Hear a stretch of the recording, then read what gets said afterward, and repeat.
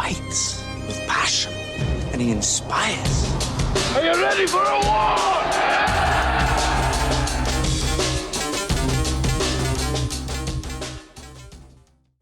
All right, welcome back to From A to Arbitration, the emergency episode, the TA episode.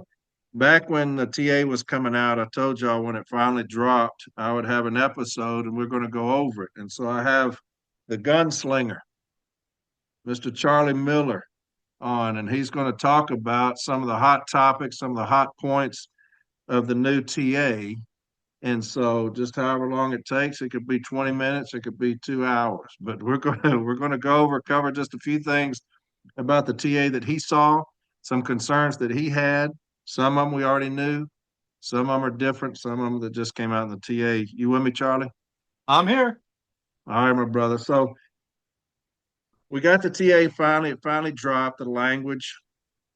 Some of our fears were realized when we saw the language, especially when you talk about the Article 8, 12-hour rules and shit like that. And so there are other things that were concerning, but I'm going to let you take off. We'll just kind of talk about it a little bit, and then you'll just go and have a Merry Christmas after that. How's that sound? Sounds good to me, brother. All right, my man. Oh, have at it, and then I'm just going to start interjecting when I see things. All right. All right. All right, Let me start off by saying this. I'm very familiar with how contract language works. I've done arbitrations for nearly 40 years now. And I have a fairly extensive knowledge of how the contract works and how arbitrators see the contract and how they interpret it. Now, you do have differences of opinion between arbitrators on the same subject. But in general, you get a good feeling after years of experience how they see it and what you have to present in front of them. And we're going to get into how that applies to this tentative agreement.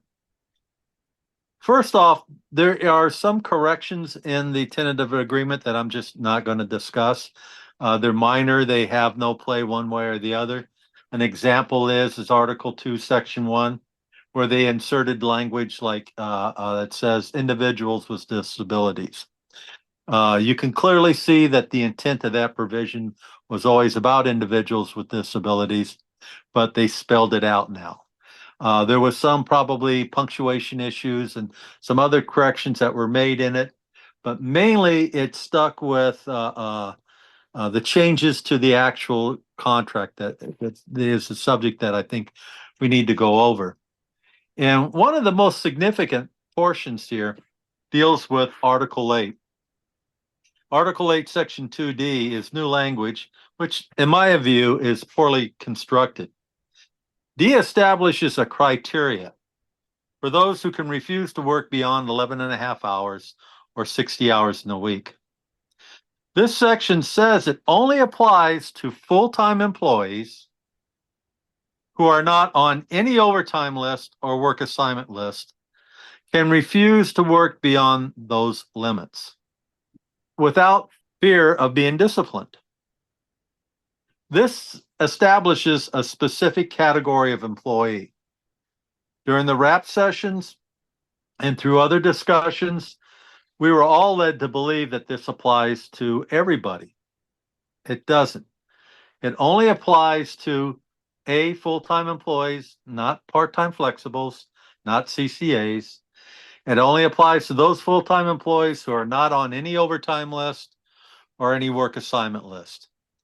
So, in truth, you shouldn't be working overtime if you're not on the overtime desire list or work assignment list. But there are occasions that it's required to get the mail out. But this provision allows you to say that you're not going to work beyond 11 and a half hours or beyond 60 hours in a week. You can just drop the mail off and go home and not have any concern about being disciplined. But if you don't meet that criteria, then there may be hell to pay for that. Article section, why would you mislead your members about that? I don't understand. Yeah, I don't know if you remember, Charlie, but back when this first came out, when the language, when kind of the bullet points that they brought out, talking about Renfroe. And one of them was what you're talking about. And he said that one of the great things about this new TA is that when any carrier works is going to work past 12, they can just bring that mail back and they won't be disciplined. And that's what he said. And then this language kind of crept out and somebody addressed that with him. And they said, hey, look, the language that you put out is not right. That's not the language that's going to be in the actual contract. The actual language states what you just said. Non-ODL and work assignment only are the only ones immune from discipline if you bring the mail back. And do you remember what he said? Uh-huh. He said that's kind of a handshake agreement that he had with his counterpart. I loved what you just said when you first started, Charlie. You've been doing this a long, long time, especially arbitrations. Arbitrators go by clear-cut language. Exactly. They will not speculate as to what the parties meant. They don't give in to implications or guesses or assumptions. Whatever's in that contract is what the arbitrator is going to go by. I cannot go into arbitration and tell an arbitrator, Mr. Arbitrator, this person is on the overtime desired list. He did bring the mail back at 12. They disciplined. However, our president told me that there was this handshake deal. And so this discipline needs to be rescinded. I can't do that. I remember people jumping on me because I put the language out there that this individual had. Well, we don't believe that because he said that anybody could bring it back. And I'm like, brother, this is the language. It doesn't say that. It says non-ODL and work assignment only are the only ones immune from discipline. And so that was one of the issues I had is because when it first came out, all these bloated numbers that he's talking about with the step increases and the COLAs and all that, kind of added those in to make it look better. This language here in particular, where at first blush, it sounds good. Every carrier in the country can just bring the mail back at 12 and they're immune from discipline. And then we get it, and then it says what you just said. That's a problem. Well, he brought up an out in that, and where he was claiming that Article 8, Section 5G, 2 and 3 allows any employee. But you have to read Section G in its entirety. And it's specifically, the language there specifically applies to employees who are on the overtime desired list and the work assignment list.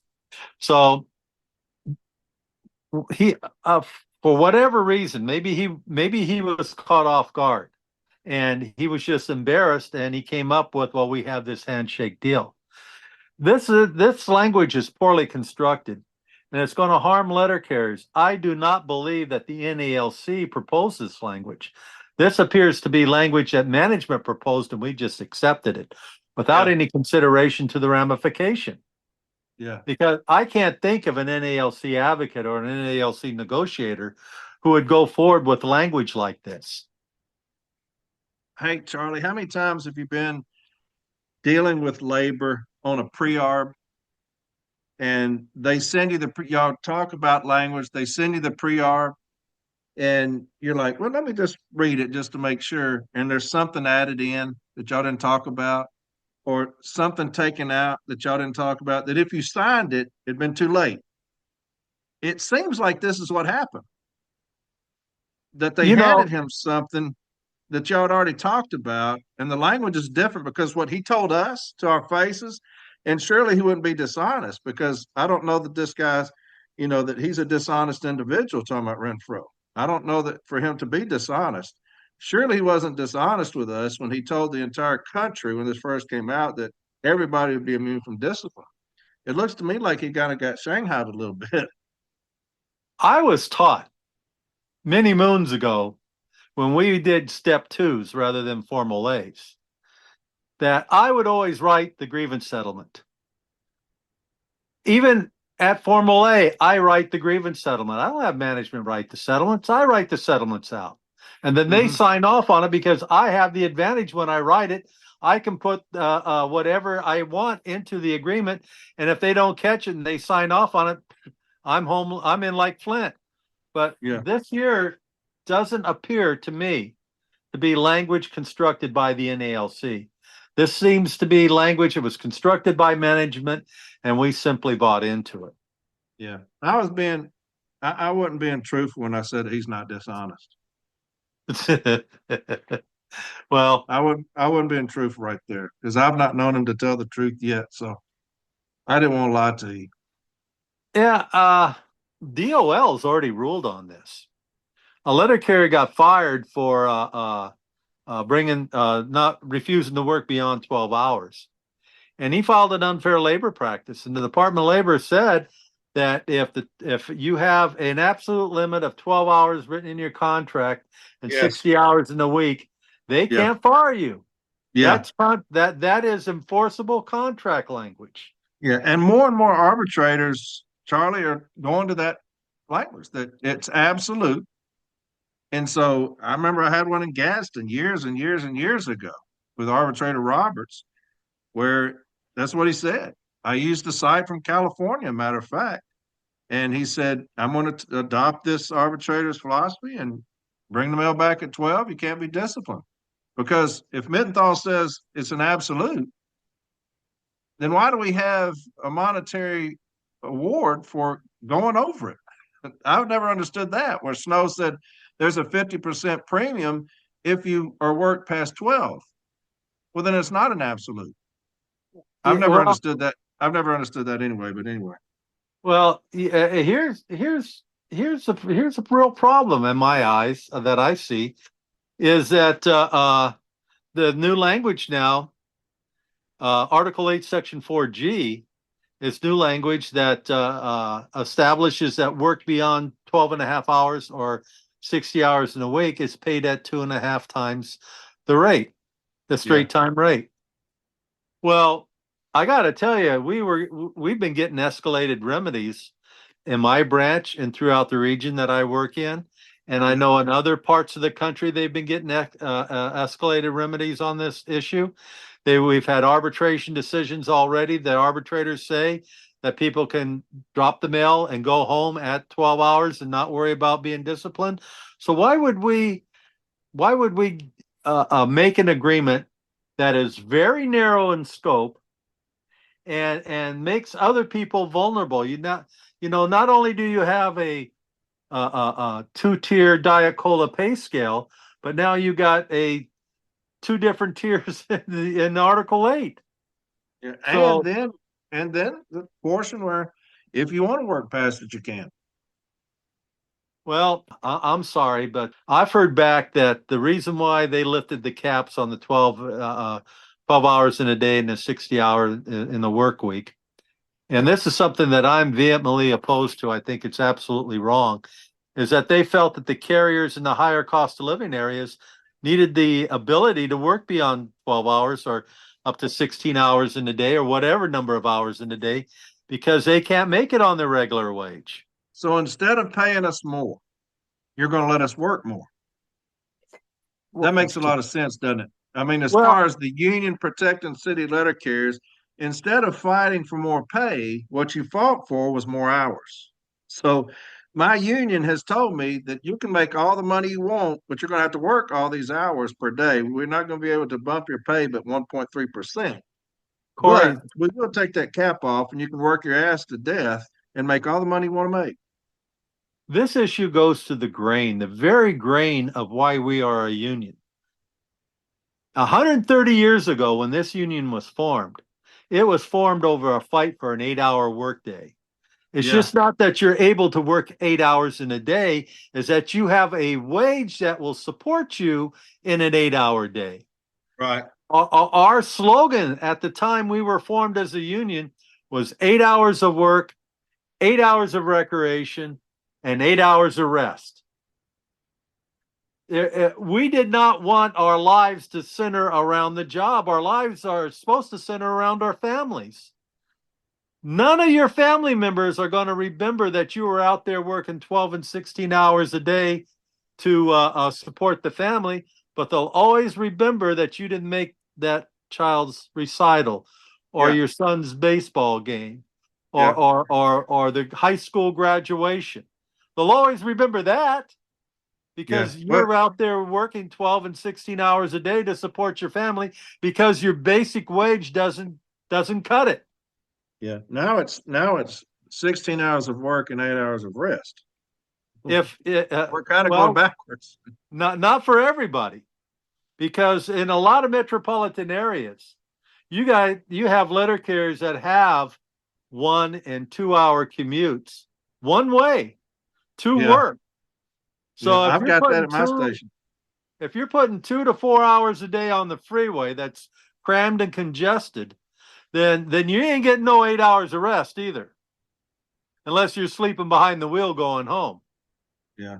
I So don't understand it. You and I talked about that earlier too, Charlie, is that will end up costing us jobs. Like we said, you're going to have this small station in rural America. You got individuals, maybe 2 carriers. They're both going to be working 16 hours a day to provide because it's hard times out there. And that extra 4 hours per route could make another route.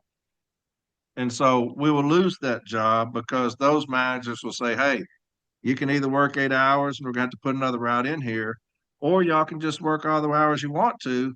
And, we just won't tell anybody because ops runs the post office. They're not going to say anything to us about it. They're not going to say, hey, y'all need to look at this station over here.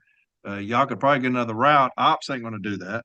And so they'll just let people work themselves to death. It'll cost us routes in the long run. And so we talked about that earlier. I just don't agree with that either. well, and you're absolutely right, Corey. What they're doing here is that they're actually incentivizing management to go short staffed, to never Yeah. staff an office completely because it's cheaper.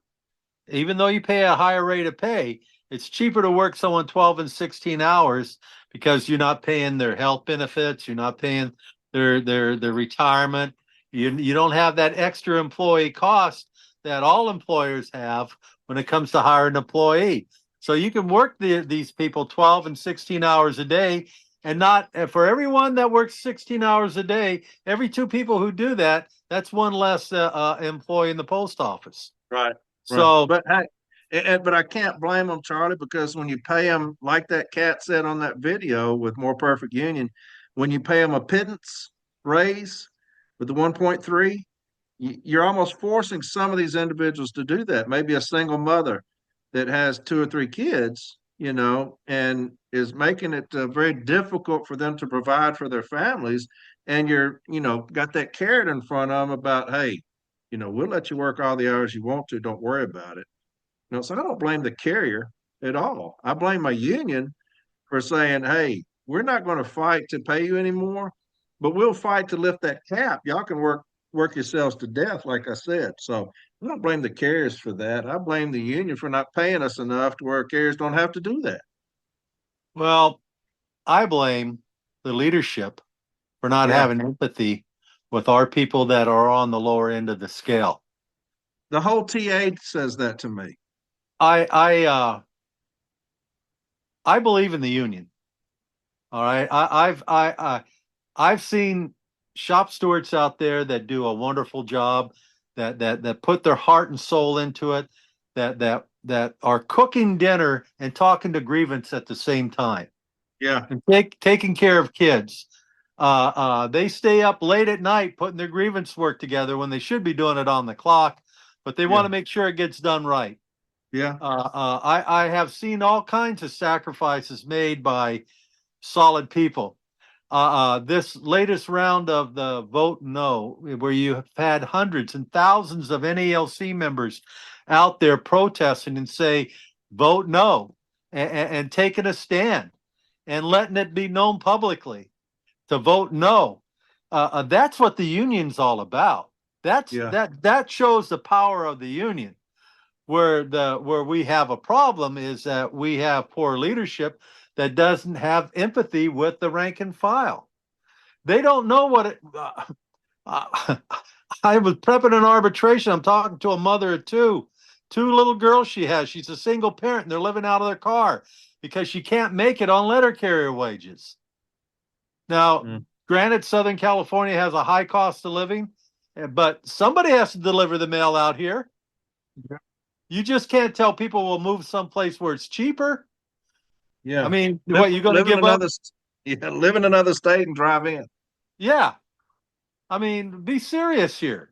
It's easier for us to negotiate a better wage. And, I made in my notes that I wasn't really going to discuss Article 9 because we've pretty much beaten the 1.3 to death.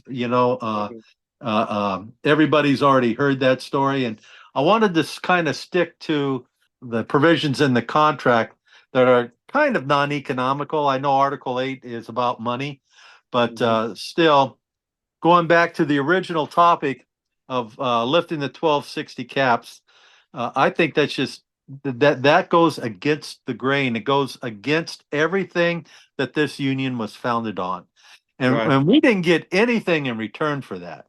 Nothing. I mean, if you're going to give something back, for Christ's sakes, get something in return. What did we get? We got language that said that we already had for the most part that says that if you're not on any list, you can refuse to work past 12 and not be disciplined. Well, the Department of Labor already said that. And I can get you 50 cites when an arbitrator says the same thing. Exactly. So we're already in that direction. So really, that we didn't gain anything. And he wrote this, remember whatever this was in his postal record, where he kind of says that he's a skilled negotiator. And he said, a skilled negotiator would understand what I still don't know what this cat has skillfully negotiated. It looks to me, like I said from the beginning, they took advantage of a rookie in that room because you didn't really give us anything. We can already get that through arbitration locally at the regional level. And the NLRB said, hey, you can't fire somebody for that. You can't work them past, it's an absolute. You can't work them past those. It's the law, 12 and 60 hours. And so it's like they, said, hey, we'll give you this. And he really thought, I'm a skilled negotiator. I just got this. And we've been getting that shit for years. Well,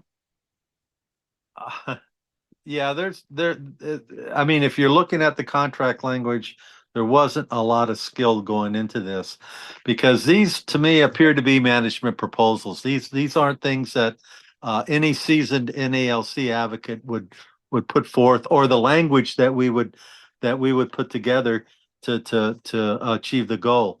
We would never say that only people that aren't on any overtime list. Why would we say that? Yeah. Or work assignment list. If we meant it to be inclusive, that every letter carrier has the right to work beyond, refuse to work beyond 1260 and not be disciplined for it, we would say that, but we didn't.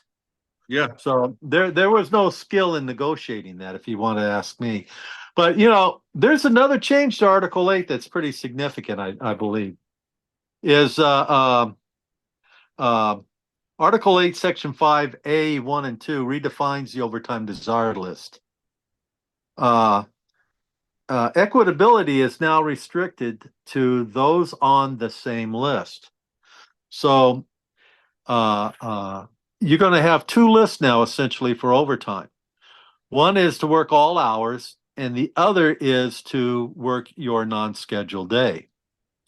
So at the end of the quarter, both lists have to be equitable. So strategically, we should be filing two grievances because let's just call it the all-hour list, the regular hour list, has nothing to do with working your non-scheduled day. So those on that all-hour list have to be equitable. That's what the contract says. And those on the non-scheduled day list must also be equitable. And you could be on both lists. In fact, if you want to work your non-scheduled day, you have to be on the non-scheduled day list and the overtime desire list if you want all the overtime. Yeah. So there is one word that goes in here that concerns me, and it's new language that goes in on Section C, Article 8, may be the new Section C may be a game changer because it inserts the terminology or the word ensure that the overtime desire list must be posted weekly to ensure equitability. When you're using that, it's not like insurance for equitability. It puts a burden on both parties because it's listed. It puts a burden on the union to make management aware that the overtime desire list is not equitable. Mm-hmm. And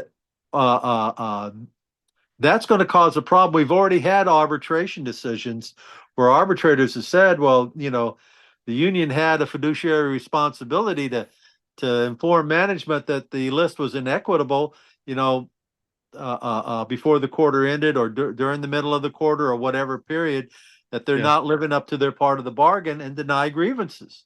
And just ambushed them right there at the end of the quarter. Exactly. Yeah. So this language here that we're now inserting ensure, again, it comes from management in my view, because why would the union put that in there? There's no advantage to the union to put that language in there. So it's you keep looking at it, my man, and you're thinking, what did we get when you're looking at it? Because every change made benefits management. well, look, as the brother said, if you're a skilled negotiator, right? Yeah. I mean, if you're gonna, I was in a conversation once with my brother, and we were talking about local negotiations. And he says, so you go in and you make proposals for things that you want. What are you going to give them? And I said, nothing. You don't give anything back. What you do is that you're trying to improve working conditions. And this doesn't improve working conditions. This deteriorates working conditions. Nothing that we've seen in the contract so far will lead to an improvement in working conditions. It's the exact opposite, really. And Yes. I challenge anybody that's listening to show me or tell me one thing this guy has skilled. That's a challenge. Anybody, show me or tell me one thing this guy has skillfully negotiated. I can show you numerous things that he has fucked up, like 1982, 83, 84. This reduction in office time, and I know you're going to talk about that, but this reduction in office time is a complete clusterfuck. Why that would happen. I want to read something to you, and then because I want people to think about this while you're talking. I want them to think about this. And it was from this Dr. Collin. I don't know what he's a doctor of, but he's one of the bigwigs at the Postal Service. He's always putting these things out into the area and regional update, that thing that we get. But he says, introducing the city investment dashboard. In alignment with the goals of the Delivering for America plan. And that's the big thing that the Postmaster General is getting ripped up on the Hill right now. If you've seen those things where he put his hands over his ears. Yeah. In alignment with the goals of the Delivering for America plan, the Postal Service continues to seek ways to reduce costs, capture savings, and improve service. In September, we introduced the Chief Retail and Delivery Office, or CRDO, City Investment Dashboard. While the CRDO scorecard aligns with the National Performance Assessment Scorecard, the new CRDO City Investment Dashboard uses additional indicators designed to reduce street variance to base, that's talking about us, and create greater financial stewardship for managing the floor. Now, here's what I want you to hear. The key performance indicators include office to 60 minutes. That's the big thing, our office time. Office to 60 minutes. Street variance to base. Want us to have a street standard. Sit to SPLY, SIT, I'm sure that's stationary time to SPLY. The average payout per employee, planned utilization, and line H variance to base. I don't know what that is, but I want everybody to remember what they're saying. In alignment with the Delivering for America plan, that's the Postmaster General's big thing. The key performance indicators include office to 60 minutes. Always remember that when you're dealing with management. They're in it for the numbers and numbers only. So anything we sign that benefits that, we failed. Because we're not in it for them, we're in it for us. We're in it for the city letter carrier. We're not in it to provide any kind of stability for the Postal Service. That's their job. We're in it for the city letter carrier only. So office to 60 minutes, street variance to base, trying to give us a street standard, and sit to supply, that's stationary time. So I want everybody to remember that when you're talking about things like what you were just talking about, plus this reduction in fixed office time. Well, Go ahead, let's go to page 229 of the tentative agreement and talk about the memo with regard to route inspections and adjustments and stuff. And they talk about an inspection environment. And I know there a lot of people are going to argue with me over this, but I'm not a believer in the joint processes that we've had so far. And the process is only joint if the union has veto power. If you don't have veto power, it's not a joint process. Right. If you don't have a grievance procedure, you give up your grievance rights on route adjustments for some alternate dispute resolution process that even in the experimental stage didn't work out very well for us. Yeah. Why would we go to an alternate route inspection process? You know, circumstances have changed. Back in the day when letter carriers were having to count 14, 15, 16, 18 feet of mail, in some areas even more than that per day, I can understand why people, objected to the count process because it was laborious and they didn't quite they didn't understand it. Back in the day when we did yearly inspections, people knew what was going on. We were pros at it. But we got away from the yearly inspections to once a contract, and then we went away from that to, the concept was whenever you need it, you just ask for a 271G. And, the routes got completely out of whack. And by the 1990s, when the automation started coming in and the routes were being adjusted based on whatever the savings were from DPS, that's where all these alternate route inspection processes come up. And they all have the same weakness, is that it's not a joint process, it's a stooge process. We have people that are only observers. They have no veto power. They can say that management's doing something wrong.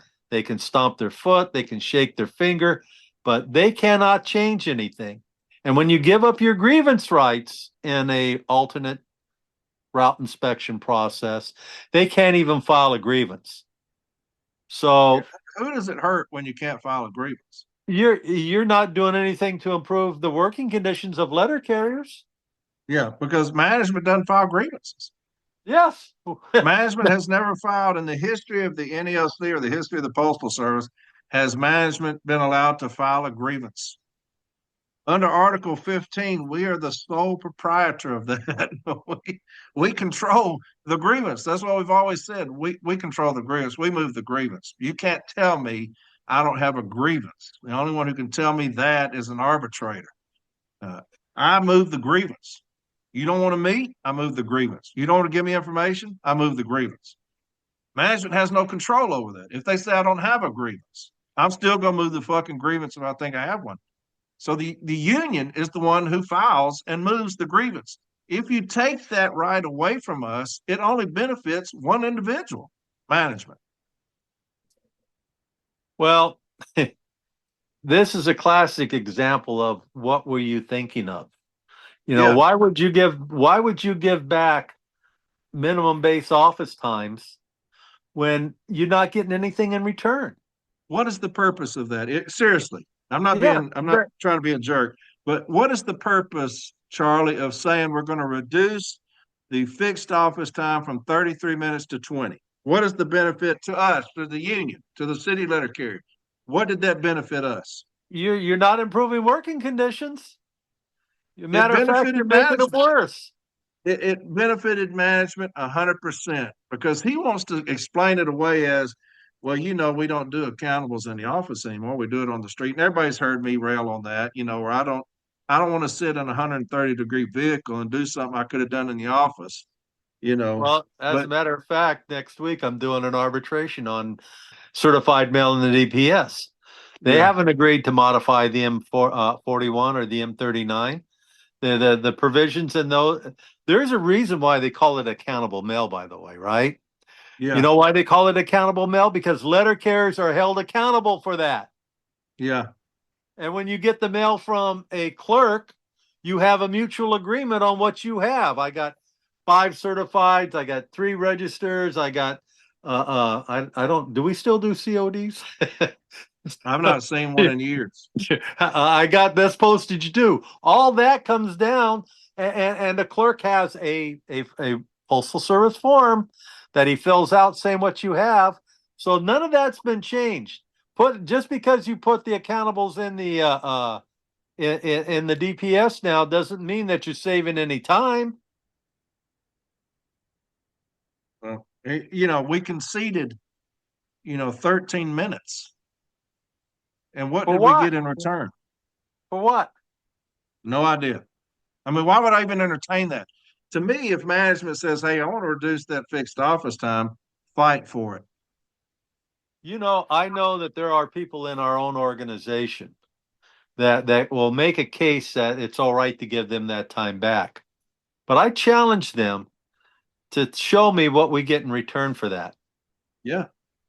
We I got mean, 13 minutes less.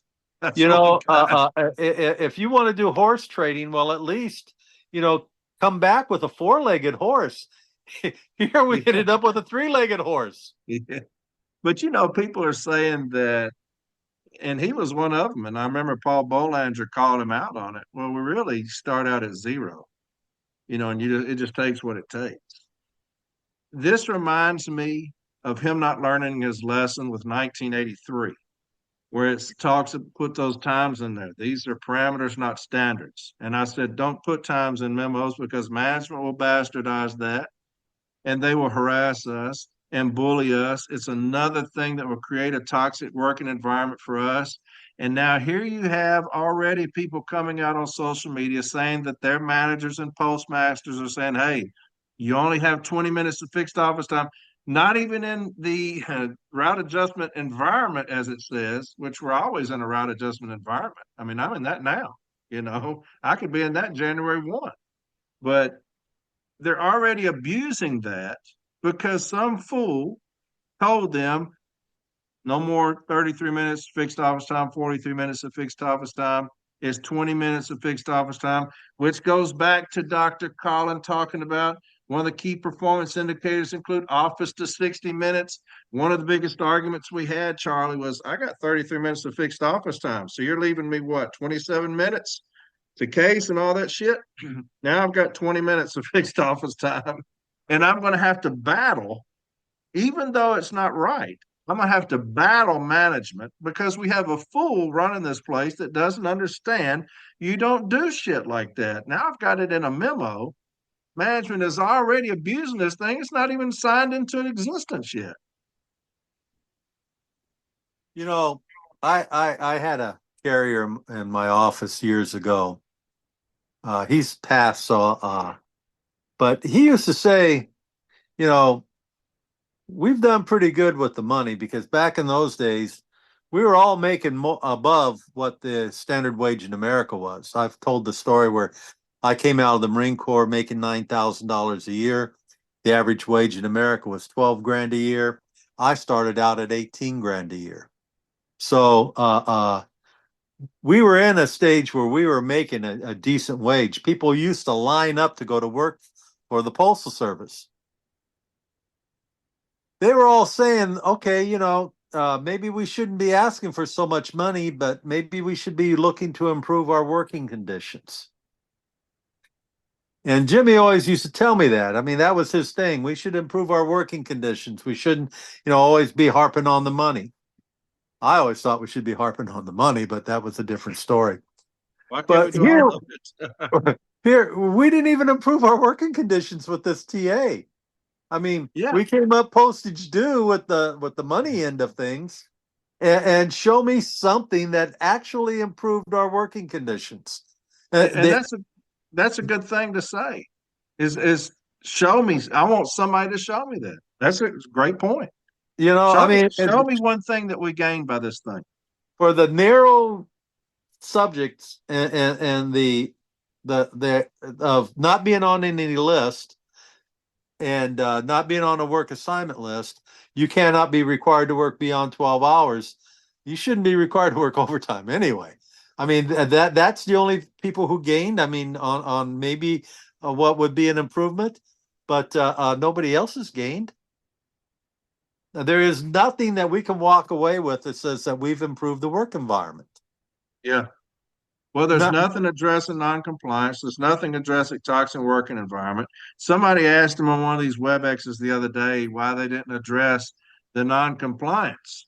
And he says, well, they're not going to comply anyway. Well, fuck. What? They're not going to comply anyway, so why address the noncompliance? What are we doing here then? What is this? It's like an alternate universe. I don't understand. You got to address noncompliance. Of course, I read that thing the other day that pissed me off where they're talking about, don't keep taking things to arbitration. You got Varner talking about no more cease and desist, which is one of the only things we have towards giving us a foundation to address noncompliance. So, yeah, we're just not going to address noncompliance because they're not going to comply anyway. Nothing about toxic working environment. Nothing about that. I'll tell you this, Charlie. I was going to say do this on Sunday on my episode, but I've got a guy here that's one of the officers in my local union. His name is Crosby, and he goes and picks up Varner at the airport for our state convention last year. And they're talking about the negotiations and stuff. And he tells Crosby, this is Varner now, tells Crosby that we have the joy in our hip pocket. And I heard Renfroe say something similar to that. I don't know if they understand what that means, having somebody in your hip pocket. Because to me, if you're going to talk about noncompliance, did you know that he can fix noncompliance with one email? Well, If why you're going haven't to we talk, done that? if you're going to talk about toxic working environment, did you know that DeJoy can end the toxic working environment on these floors with one email? If we've got this person in our hip pocket, as they say, why did we end up with such a shitty negotiation with this 1.3, with this shitty ass language, not addressing noncompliance, not addressing a toxic working environment, but yet we've got the Postmaster General in accordance with what Mr. Varner said, in our hip pocket. What does that benefit us to have the Postmaster General in our hip pocket when we got a historically bad TA? Nothing in there to address noncompliance. Like I said, he could fix that with a snap of a finger. He could say any manager that is not complying with signed grievance settlements will be removed from your position. He could say that. Any manager that has been found to create a toxic working environment will be removed from their position. He could do that and fix that if he's in our back pocket, like they say. You look at this TA. At what point of this TA do you look at and say, fuck, we got the Postmaster General in our hip pocket? Can you tell me? Well, I in my view, the Postmaster General bent somebody over the barrel here. We're in the wrong pocket. Yeah. Yeah. Here's another issue, and this, my good friend from San Diego, Ricardo Guzman. This is a pet peeve that he has. With Article 11 now has Juneteenth in there as a holiday, and Ricardo asked Renfroe, well, why Yes. isn't the CCAs covered by this? And he says, well, I asked and they said no. I mean, did you just leave it there? Took the first no and walked away? Well, that's the skilled negotiator in it. Well, that's the problem that I have. I mean, CCAs are NALC members. Yeah. They're not something that's foreign or shouldn't be considered. I mean, these guys got hosed big Yeah. time. We were promised that there would be no more CCAs, but if there was, they would receive a substantial pay increase. Yeah. And these guys, I'm ashamed of myself, of the Yeah. union, that we have Yeah. people working at fast food wages. Yeah. That's preposterous. We have devalued our own worth. Yeah. Even the clerks' PSEs are making $3 more an hour. In fact, the clerks' wages are a lot better than ours at the bottom end of the scale. It's not till you get to the top end of the scale that we come into competition at the same level.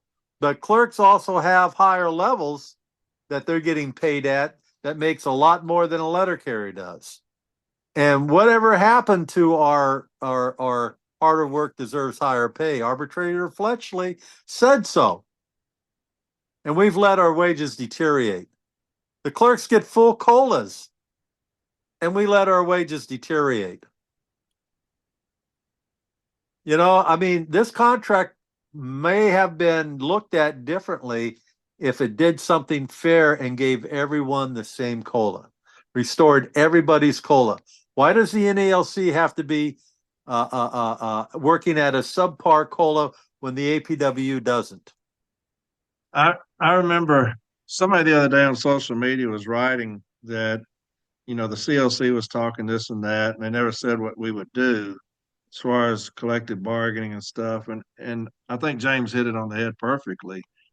But when you have your president, Renfroe, coming out and saying, and you were there at the COP when he said it, that it's either an all-career workforce or it's a non-starter. It's a non-starter. It's either an all-career workforce or that'll be a non-starter. To me, if I'm the president and I'm doing all this by myself, nobody's in there with me. I'm doing this, all the negotiating by myself because I'm a skilled negotiator. And I sit down in front of management, and this could have been day 6, not 600. I could have sat down on day 4, not 400, and said, here's the thing. I didn't need an all-career workforce or it's a non-starter. We can't do that. Then I'll see you in arbitration. Because what I have told my members is that there will be an all-career workforce or that'll be a non-starter. So, sir, I'll see you in arbitration. But our skilled negotiator came back and said, well, if there is some contingent of CCAs, he's already conceding. That's what that's called. That's concession. He's already conceding, backing up from what he told the members. And he said, if there's a contingent of CCAs, they will start with a substantial raise. That's another thing he said. So you either go in there and you say, okay, so I want an all-career workforce. We can't do that. Well, if you are going to keep CCAs, then they're going to come in with a substantial raise because I just told my people that. We can't do that either. What can you do for me? We can give them $1. I'll take it. There's your skilled negotiator, Charlie. Well, from what I understand is that they got them negotiating against themselves. That management, when it came to the financial package, never made a proposal. It was him making all the proposals. I want to believe that that's not true. I pray that that's not true, but I keep hearing people saying that he's the one who made it. They didn't even make a proposal. He proposed it. He's the one that said it. I can't believe that. I can't believe it. I mean, I'm not going to believe it. Anybody who, I mean, I went to J. Walter Thompson's sales class. All right, and they teach you that you turn the tables on them. You make them make the offers. You get them negotiating against yourself. You never, in all my time as a steward, I'd never made an offer other than recension. Right. Right. It's up to management if they want to modify the penalty to tell me what are they willing to take, and then we'll start the negotiations from that point. Once they make the offer, then you have the advantage. But if you're doing all the offering, the management has all the advantages. It's like he's talking himself out of it. I'm going to go in here and tell them an all-career workforce. No, don't say that. They won't like that. Just say that you're going to be a contingent of CCAs, but the substantial raise, man, but their financial situation. Okay, I'll take $1. That's basically what he said, is that he made the proposal. And here's what's funny is that people on social media were irate with us talking about, well, day 500. Well, I'm glad that he's such a warrior. He's in there fighting for us. You don't know what the Postal Service is offering. He's obviously in there fighting for us because they're trying to lowball us. Hell, they didn't any ball us. He's the one who went in there and made the proposal. It's what he said. So fuck, you got 600 days. He's talking about they're lowballing us. He's the one who made the fucking proposal. What the fuck? What was he been doing for 600 days? I mean, what he ended up with is the same agreement the APWU got 3 years ago. Oh shit! I mean, if you compare the agreements, they're pretty close to being identical. All right, so there's new language in Article 14. It sets up a district safety committee of 4 members. 2 of them are appointed by management, and 2 of them are appointed by the NELC president. So we'll see how that works out for us. Yeah. That might be a good thing. Hopefully, I mean, even if it works in one area, if it makes things better for people, then give them some props for that. But let's see how it works out. Well, you remember I had an episode one time where I talked about my friend Butch Lyle, who was my mole, and that he was part of the Joint Safety Task Force, and we really did a great job. We led the area in reduction of accidents, and one district manager comes in and fucks it all up, and there's no recourse. There's nothing. You can't do a thing because management, at the end of the day, can make decisions and we cannot because we're not management. They can say, we're not doing it. And there's not shit we can do about it. So but I'm like you. I hope that does work out. I think those things are very important. I do too. Here's something I have really mixed emotions about. It's a change in language where on Article 16, Section 7, that allows letter carriers to use annual leave while they're out on 16/7. Yeah. I don't see that as a real gain for us. I mean, if we wanted to do something to improve the lives of letter carriers and to correct the abuses that management's been perpetrating on 16/7, the social media has just shown this new memo that's come out from headquarters, Postal Service, that says if you catch a letter carrier with the door open, you got to put them out on 16/7. If they don't have the seat, they have a list, a code of penalties. Yeah. And that's not appropriate. Just because you have a door open, you tell them to close the door. You tell them to put the seatbelt on. How is that a safety emergency? How does putting someone out on 16/7 correct the situation? Yeah. And they leave these people out in some cases indefinitely. Yeah. We've taken those to hearing before, Charlie, indefinite suspension on emergency placement. I've taken numerous cases to hearing on that very same thing. Well, because why don't you have we put language in the... go ahead. I'm sorry. No, it's just all because the headquarters has got a hair up their ass talking about it's supposed to be a reduction in accidents. Accidents have gone up every single year. And so to help with reduction of accidents, we're going to go out there and start putting people off the clock because they don't have their seatbelt on. Well, me not having my seatbelt on has not ever caused one accident. That can help me from sustaining an injury, but that has never caused an accident is me not having a seatbelt on. If I have a Bluetooth in or a hip, that has never caused an accident just by them being in my ear. Now, if I'm listening to music, whatever, and it says distracted driving, oh well. But if I just have it in my ear, that's not an emergency situation. But you're exactly right. Here's the perfect example of how they will abuse us, punish us for numbers' sakes.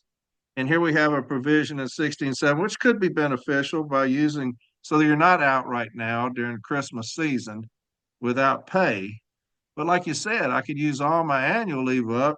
And then when it comes time for my choice vacation period, my case is still pending arbitration. I ain't got no annual to take to go on my family's vacation because my ass was out for 4 months where these stupid fuckers came out there and fucking with us. Well, why don't we put a provision in the contract that says at a minimal after 30 days, you either bring them back to work or put them on admin leave? Yeah, exactly. That seems entirely reasonable. That's the intent of the provision. You know, we're told that after 30 days you have to file a separate grievance.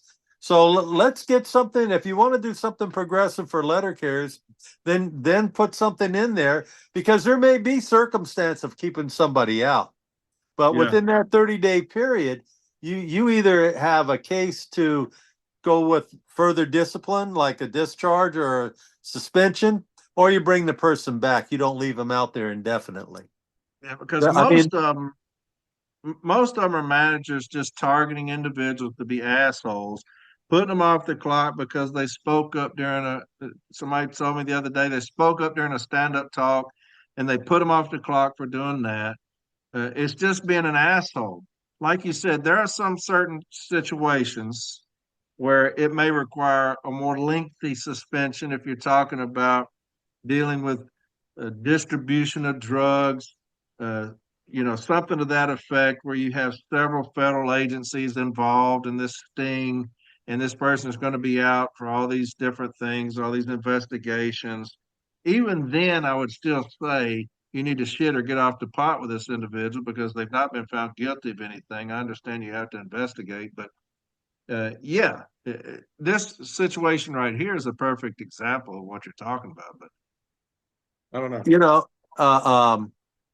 what we've really allowed them to do with 16.7 is engage, and this is not something that I made up, but Vince Sombrato said this years ago that management was engaging in industrial terrorism. Yeah. When you go out there at a drop of a hat over someone asking a question or making a comment at a stand-up talk, and you're putting them out on 16.7, you're doing that to terrorize not only that employee, but everybody else who witnessed it. Yep. That's what we're allowing them to do, is to engage in industrial terrorism. And we're saying, well, it's okay. You can take your annual leave. Yeah. So, I'm not one to say that someone should suffer loss of pay during this period of time and all that other stuff. I truly feel for the people that are put out and what they go through. But if that's the best they can do as far as a resolution on the improper placement of 16.7, then I think you need to go back to the drawing board. What do we ever do? It's always against us. I mean, everything, there's always that double standard. Everything is against us, and that's how I truly feel. But what's to be done with that manager who's just an asshole that says, I'm going to put you off on 16.7 because you didn't clean your case like I told you to, or you talked to me some kind of way, or insubordination as they want to do this, which is not one of the things in 16.7. There's no recourse for us against them other than to the status quo ante, get my money back. All this, the stress and duress you put me under because you're a piece of shit, nothing in there against them.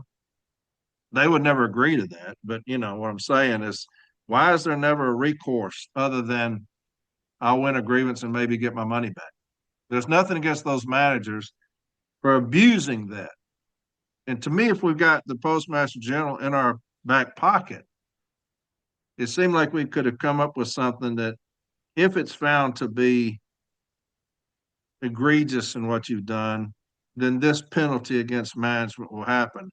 And that would keep them from doing this type of shit. I don't know. I'm just spitballing. It goes even deeper, because if you use your leave when you're on 16.7, the management, if you ain't got any left, management take you off the vacation board. Yeah. Your spot is now opened up, and you may have had tickets to for a vacation or cruise or whatever. Exactly. That puts you in a very difficult position, but your spot comes off the board. Somebody else takes that spot and they make their plans. Then you win your arbitration, you come back to work, you're supposed to be made whole in all ways. And now you got, who's going to lose their vacation spot? Yeah. And there will be those that do that. There are managers that big a piece of shit that they will do that. Yeah. So this is not even a half measure. This is it isn't really a good deal for letter carriers. They should have done something to curb the abuse of 16.7. Yeah, it's gotten completely out of hand.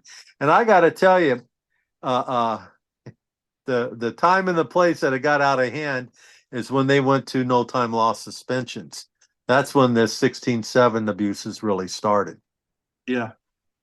And that was done with the best intentions.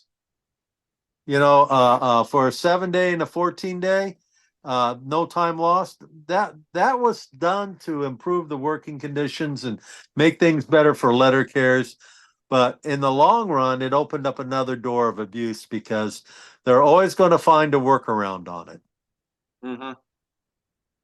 So Article 17 has some interesting changes.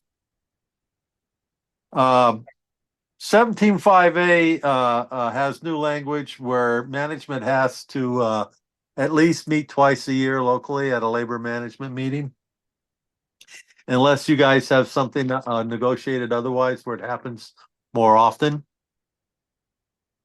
But here's something that really concerns me, is Article 17, Section A. New language where the union is now responsible for the dues and revocations. Article 17, Section 7D. And when we were talking about management writing up the language, this is a perfect example, because now the union has to defend and indemnify the Postal Service, if necessary, over any problems that come up with this new system of handling dues. People don't understand what indemnify means. Indemnify means is that you're going to pay their legal fee if they get sued. That could be in the hundreds of thousands of dollars, even in the millions of dollars, depending on the basis of the suit. Yeah. We gave up filing grievances against the management so we can do their job and making the dues deductions. I didn't see anything in the convention resolution submitted by the membership that says that the union take over the processing of dues. Well, that was just pulled out of his ass. Well, I think that's something that management wanted to the union to do, because the language that's written in here I don't see really the benefit by the union for the union that management does it. I mean, they've been doing it now for 60 some years since we've had the deductions out of the check, and there may be some issues with it, but it doesn't seem to me, and I was on the receiving end of it. The branches get 2/3 of it. I was a branch president for a long time, a major branch. We had a budget of right around 3 million, $3.25 million a year. That money came in on time all the time. So I don't understand why we would assume that responsibility or that job or agree to doing it when management's been doing it all along. They're the ones that run the financial centers. What do we got to open up a financial center now for dues deductions? I mean, were we having like major issues with that or something? I'd never heard of any. I've not heard. I've been here 32 years. I've not heard one issue about it. I've not seen one grievance about it. I've not heard anything about that. So what I'm wondering what would be the reasoning for even entertaining that? I don't know. I don't know. I don't understand why we would agree to language to indemnify the postal service, that we would defend them. Yeah. I mean, that to me is preposterous. Why would we do that? Is he going into management? Do you know? Are you talking about our national president? Yeah. Yeah. I mean, You know, was he promised a position? I've heard that. I've seen that on social media and what have you. Yeah. But I highly doubt that. I mean, this guy is not going to be you know, the worst thing could happen to this guy, our national president. The worst thing could happen to him is that he goes back and he carries mail just like you do every day, Corey. Did it today. He won't do that. Just like 280,000 other letter carriers do every day. That's the worst thing could happen to him. That He ain't won't that do that. bad. He thinks that these guys have it all that good. So I mean that he goes back to Hattiesburg, Mississippi. I mean, what, you got a 10-minute commute every day to work? I've People been don't down have to there. commute, huh? I've been down there. We went down there and took a manager out. Fantastic station, small station. That would serve him good to do Yeah, that for yeah. about 6 or 7 more years and let him get his feet wet, on the workroom floor and get a better appreciation of it and give it another shot. He's a young man. He could give it another shot. And We have a lot of 40-year-old shop stewards out there. hell, I'm 55. I'm a shop steward. Have some appreciation for the job, brother. Yeah. I mean, there ain't nothing wrong. It's an honest living. Yeah. It's a damn good one.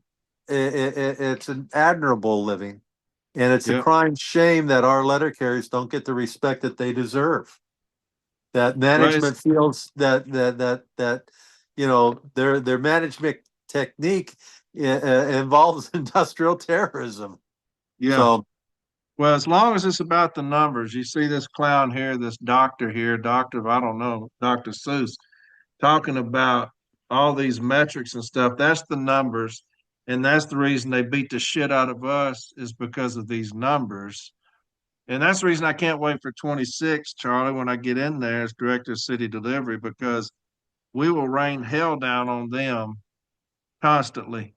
It will be nonstop fucking with them because of the things that they've done. And they'll rue the day to put something like that in a magazine about you're going to come after us. They will rue the day that they did this 16-7 type bullshit. I know I'm getting off on something completely different, but now I'm pissed. But with these 16-7s going across the country targeting my people, brother, they will be in arbitration nonstop answering fucking questions. And I'll make sure of it. On day fucking one, we will rain hell down on them for the shit they've done to us.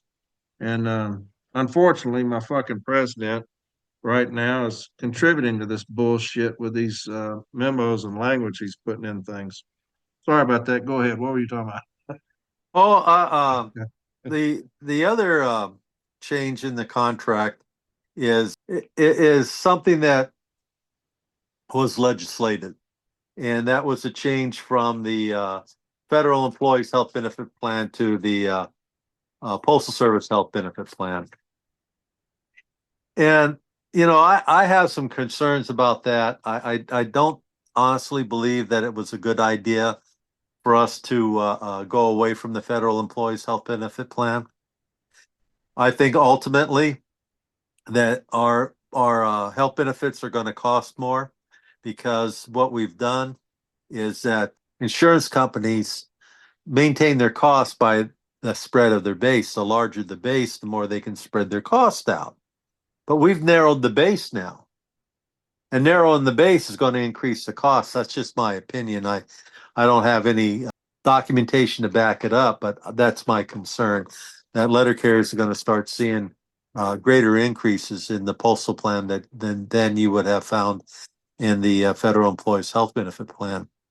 And here's the other thing that we got to look at with regard to Article 21. The maximum amount that the employer can pay for health benefits is 75%. Okay, that's the limit that's set for them. But the Postal Service is paying 72%. That 3% is really, it's going to make a difference. I talk to new employees that have families, and they forego having the health benefit plan because they cannot afford the $225 biweekly premium that it costs. When you're making wages that you can't pay the rent on, you're having a choice between, having health insurance or paying the rent or putting food on the table. So the cost of health care is really something that we need to focus on, and we need to do whatever we can to help bring down the cost of letter carriers, because you can't see the increase in the cost of letter care, the health care premiums for letter carriers. That 1.3% doesn't even cover that cost. And especially if you're at the lower wage structure. If you're at the lower end of the pay scale, you're foregoing health care because you can't pay the rent. If you're at the lower end of the pay scale, you can't afford the 5% to contribute to TSP. And with FERS, the annuity by itself is so small that you're going to suffer for the rest of your life with a small annuity coming back unless you invest. And it takes 30 years to invest to earn enough to support yourself through TSP in retirement. So, the cost of healthcare, something has to be done. We talk about it all the time, and it's a discussion that's been going on for the last 20 years, but nothing gets done. The only thing that we've done has gone from the Postal Service paying 75% of the cost of healthcare to the Postal Service paying 72%. Yeah. That didn't benefit letter carriers, and it still don't. I was just fixing to say, who did that benefit? So we can't have our people foregoing health care. We just can't have that. I mean, that's life or death stuff right there. Yeah. So anyway, I'll get off of that high horse. We've been on our horses for a while. Yeah. All the branch presidents should know that according to the TA, that April 30th, 2025 is the date set for the start of local negotiations. So I would start, brushing up on your 22 items and taking a look at what where your local's at and what you need to do in it, and make some plans. If you got a good local and you don't need to go into negotiations, then come to an agreement quickly and roll it over and move on. If you need to get into negotiations, have a strategy, have a plan, and have a team that goes in there. It's not a one-man operation, even at the local level. Yeah, because those are very interesting. Those negotiations and arbitration on locals are a very interesting thing, because the rule of evidence is kind of lenient in those things. You're just constantly putting shit in. But I know that from arbitration.com, Mallory has gotten a bunch of LMOUs from across the country, and I'll be soliciting more of those. And people can go in there, new branch presidents and stuff like that, and look at these different line items, what certain people have in theirs. If it's something that interests you for your branch, I thought that was a great idea, and kind of getting people, ideas of what people do across the country in their LMOUs. But you're right, that's you need a team on that, and to think those line items through and understand it. And I would talk to people about the arbitration of it and how that goes, and get yourself well versed, because those things are very important. A lot of arbitrators consider that LMOU like contract, when we have that LMOU language that we can say, hey, in our LMOU, we cover this now, Mr. Arbitrator, and it addresses it this way. And so it's critical to have a very good working LMOU. Well, if you go to impasse on provisions in the LMOU, it's not a rights arbitration, it's an interest arbitration. Yeah. So there's a completely different approach to it, and a different format to interest arbitration as there is to rights arbitration. Yeah, But I've done one, and you're just constantly putting shit in. yeah, And I was in front of arbitrator August, and I remember she wanted clarification on something. And so I was going against the head of labor for the district, and my business agent was in there with me, Pete Moss, and also my branch president, Dave Clark. This has been a while ago. And so she wants clarification. She's like, I want to know this. When she asked, I had no idea what she was talking about, what she wanted. I just started making shit up, Charlie. I'm making shit up. And so we take a break, and I go out in the hallway, and I'm like, what in the fuck just happened? I remember Pete was like, man, that was amazing. I said, hell, I just made it up. I had no idea what I was talking about. That's but that was my one time on the LME hearing, was that. So yeah, I've done several over the years. And by the way, Glinda August is a great arbitrator. I enjoy working with her. she's one of my favorites. Yeah. Well, okay, there's a memo with regard to holiday assistants. These are CCAs that are hired for the holiday period, and they must go through full training. They can still work, but they have to be accompanied by a letter carrier. So if they don't go through the training, then anything that this new holiday assistant does has to be in the presence and the company of a letter carrier. But that would be, for a lot of us park and loop carriers, that'd be great to have someone carry your satchel. So Yeah, I was always a park and loop carrier. I never ever did a mounted route. So um, that's uh, me. My yeah, 32 years, I've always had a walking route. yeah. All right, there's a memo also for conversions with full-time regulars. These are going to be people that come under a new term, which is called ORNA. They're unassigned regulars that have their non-incumbent positions, or their incumbent positions, meaning that after they bid on a route, the assignment goes away. It's not an incumbent assignment like a reserve regular used to be. So that's something that folks should make themselves aware of. And here's an interesting concept that sounds promising, actually. It's a memo with regard to carrier technicians working in different installations, especially in parts of the country where you have a lot of small stations, where you have two or three carriers in one office, and a few miles away you got two or three carriers in another office. Well, you can maximize assignments by having a T6 service all three or four of those offices in that general area. That's the concept. My concern is that there isn't a limitation mileage wise.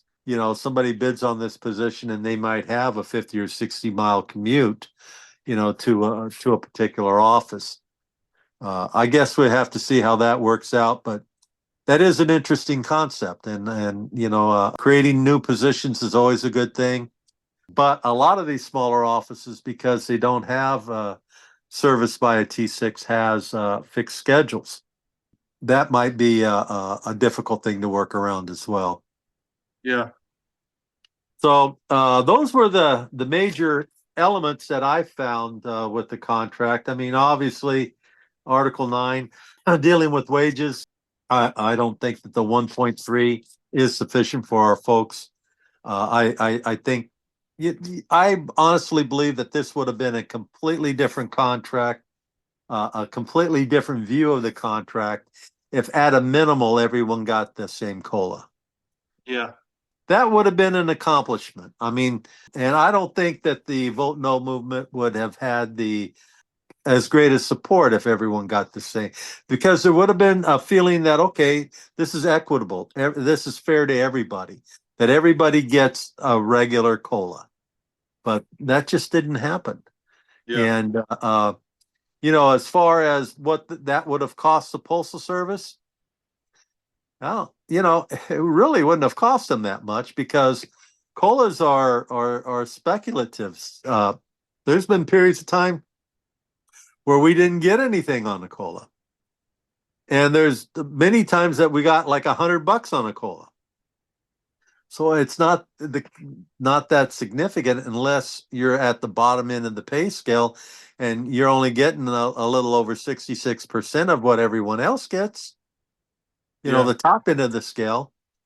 I think that when I first started, there was a $3,000 difference between top salary and bottom salary. And I remember the veteran carriers in the office complained that, we should have a greater amount. And that's kind of hard to argue that the more senior people shouldn't make more money. But when you got a $30,000 disparity today between the top and the bottom end of this the wage scale, and that disparity has caused dissension and acrimony within our own ranks. And in 1982, that was what Sombrado was afraid of. He said a two-tier wage scale will destroy the union. You'll have fights amongst our own members over this. Yeah. Sombrado was from a high cost of living area, but he knew how acrimonious the area wage issue was, and he never really pursued it. But he always made sure that we were all paid the same, that we all had a fair wage. He threatened to take us out on strike in 1982 if we went to a two-tier structure. And today we ratify contracts with two-tier structures. Today, this moment in time, you'll be getting your ballots in the mail within today, tomorrow, over the next few days.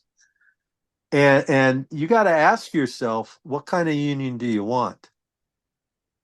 When we had one pay scale and we went out and we fought for harder work, higher wages, that letter carriers deserved a higher wage level than clerks because our work was harder, and we convinced arbitrator Fleischle.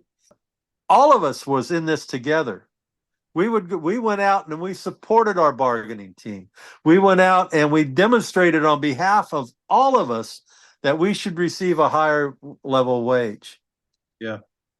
We don't have that solidarity and that unity anymore because we've fractured ourselves with this two-tier structure. The guys at the top don't understand that how much less they're making $14,000 a year less than a table one carrier would make. You can't just say that it's all better now because there's no such thing as table one anymore. It isn't all better now. These guys are making poverty wages. Yeah. It's 8 years before they get to a spot where that it's a half-assed decent living wage. So vote no, turn this contract down. At least at a minimal, we should full COLAs for everybody. We should have one pay scale, fair pay scale for everybody. We should have fair pay raises for everybody. We have a lot of work to do, and we need to pull our people together. We need to unite our union. We got to get back to that area where all of us are working towards a common goal. And we have to have empathy for all of our members. We got people literally living out of their cars because they can't afford to pay rent. You know, the answer is not taking somebody's kids away from them because you're living in a car. That doesn't make you an abusive parent. That means you're not making enough money to support them. Right. So I do want to recognize your efforts, Corey, and I can't tell you how much I appreciate what you've been doing, looking out for the carriers and giving them the straight skinny on what's going on. That's not done very often.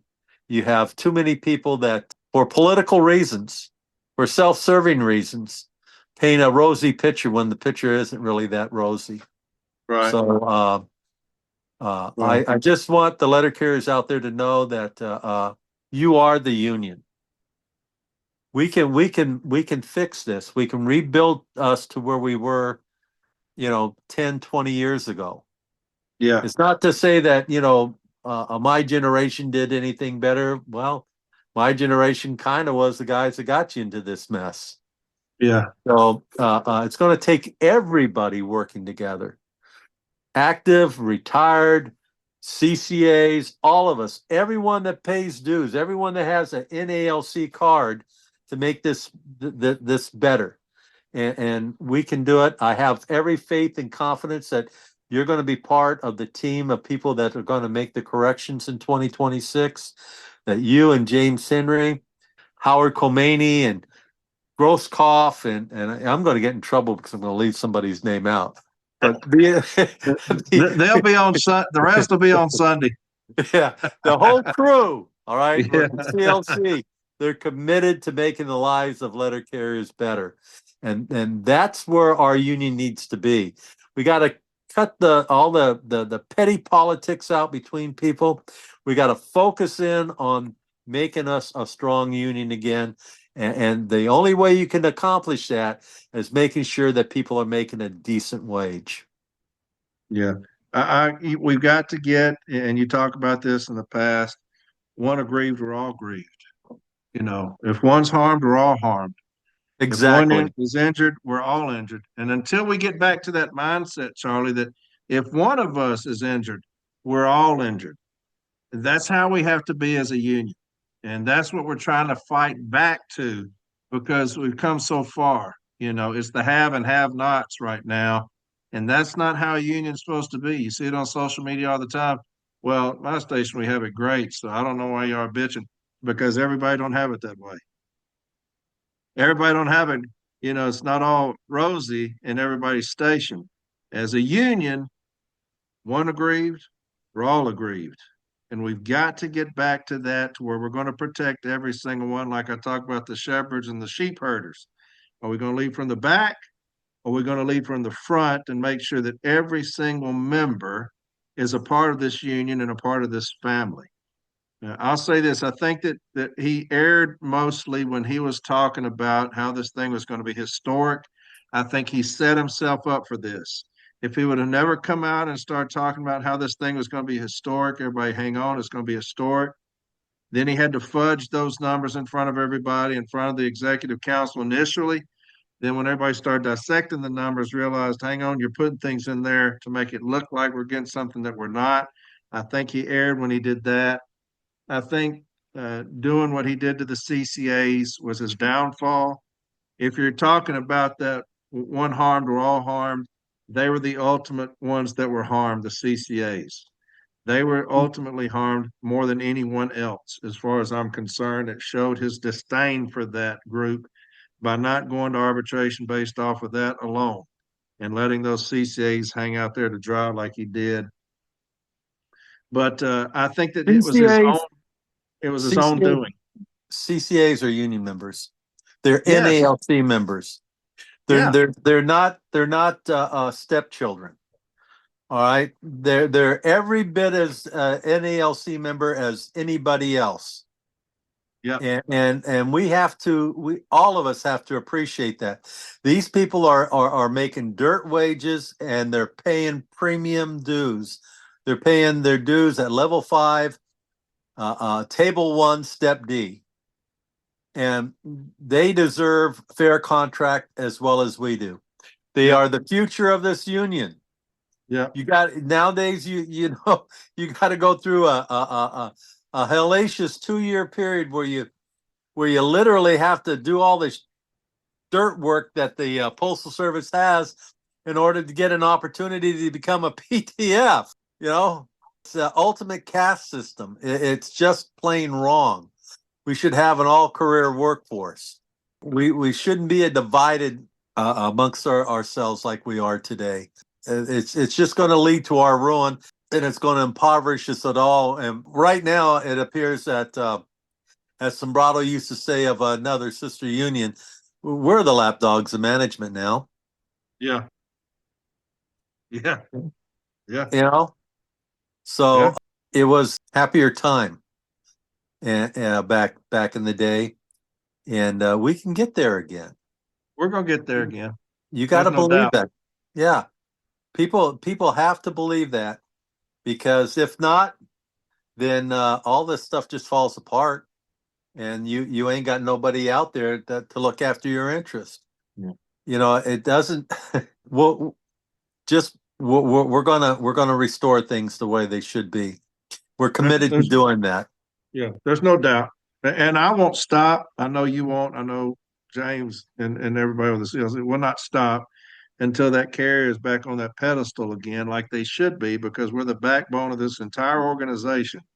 Nobody else has ever been called the backbone of the Postal Service other than the city letter carrier.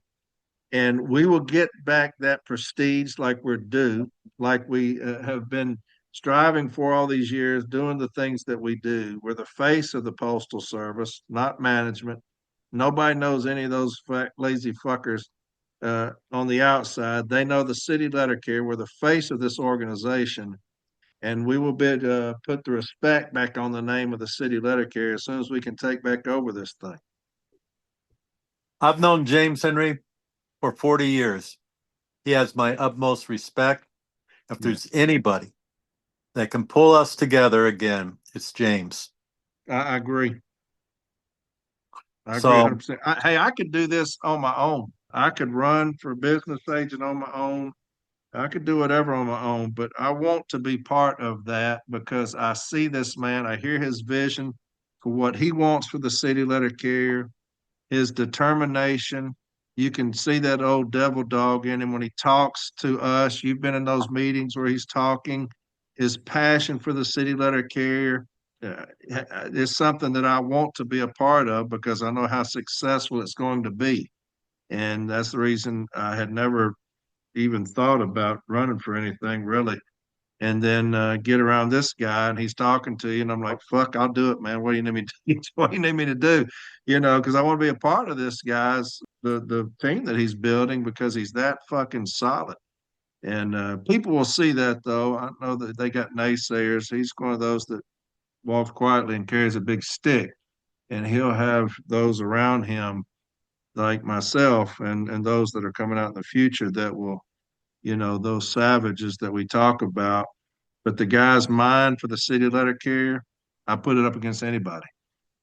well, James is the ultimate company gunny Yeah. in the Marine Corps.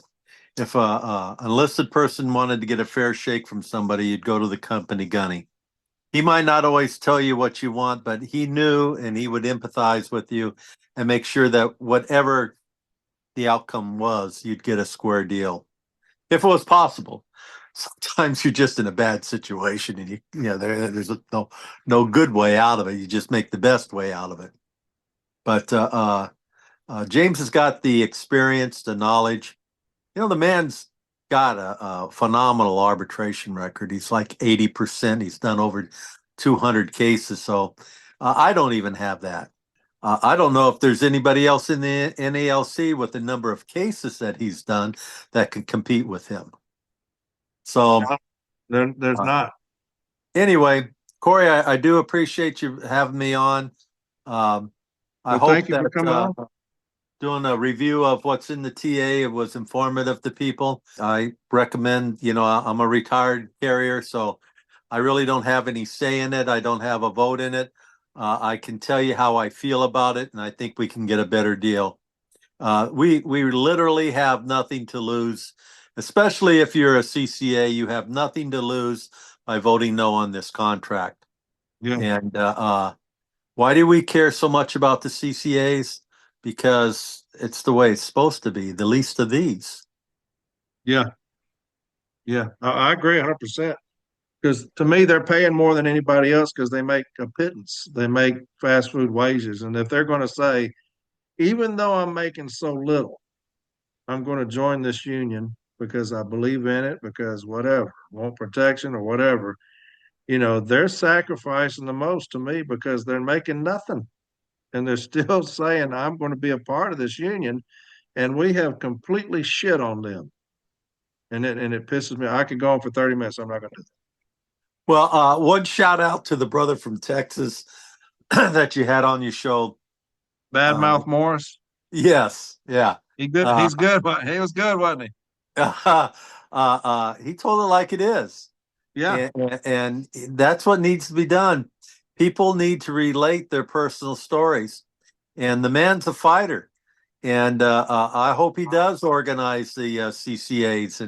And if I can be of any assistance to him, he feel free to give him my number and have him give me a call. If Absolutely, whatever my I brother. can do to help him out, I will. So you take care. Good night. All right, Charlie. You have a good one, my friend. All right, Charlie. We'll see you, buddy. Bye-bye. All right, Semper Fi. All right, my brother. Bye.